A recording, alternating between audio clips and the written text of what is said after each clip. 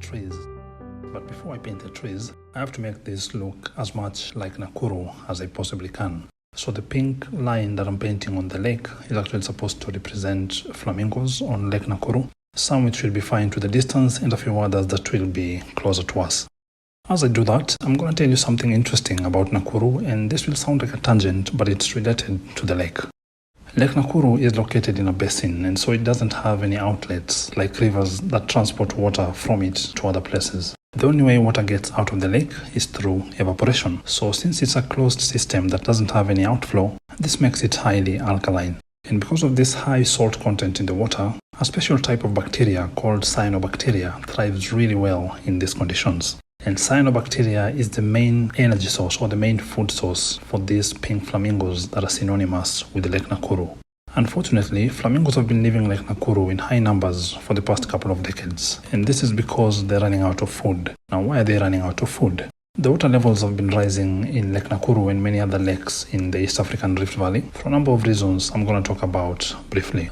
Now, as a layman, I thought that rising water levels would be good for flamingos because this means there's more water. At least the lake is not drying. But what I learned is that when the water levels rise, it's mostly rising thanks to rainwater, which is fresh. And since, like I mentioned, Lake Nakuru doesn't have an outlet, the more the water levels rise, the less saline or the less salty the water becomes, since the concentration of salt becomes more and more diluted. And so when this happens, the algae and the cyanobacteria that the flamingos need to survive are destroyed in large numbers because they no longer have the optimum conditions of high salt concentration that they normally need. The flamingos are then forced to migrate to other lakes to search for food. Unfortunately, this is facing other lakes as well, and so as time goes by, these birds are more and more facing the threat of extinction.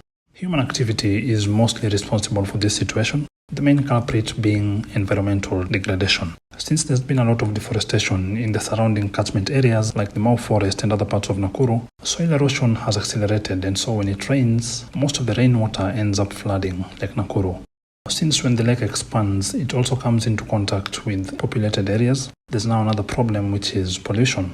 Farming is a big part of Nakuru's economy, and so now there's agricultural runoff getting into the lake. And as a growing city, there's also going to be more and more industrial waste being dumped into the lake, not to mention sewage systems that are also contributing to this contamination that's rapidly destroying Lake Nakuru's delicate saline ecosystem. Oddly enough, I'm going to use this as a way to market Nakuru. These birds, the flamingos, are incredibly beautiful, and their habits, especially in groups, is really fascinating and interesting to watch. So if you get a chance to visit Nakuru and take a look at them, I would highly recommend it. I've personally been there 3 times and will visit again, and hopefully the responsible governments will take drastic action to reverse this course of events. Because when left to our own devices, people will just keep on cutting trees and dumping agricultural waste and industrial waste and sewage and other pollutants into the lake, without really thinking about all the other species that are being impacted by these actions. It's the sad reality of our selfish nature, but it will be a sad day if one day there's not a single flamingo left on Lake Nakuru because we didn't stop contributing to the destruction of the habitat when we could.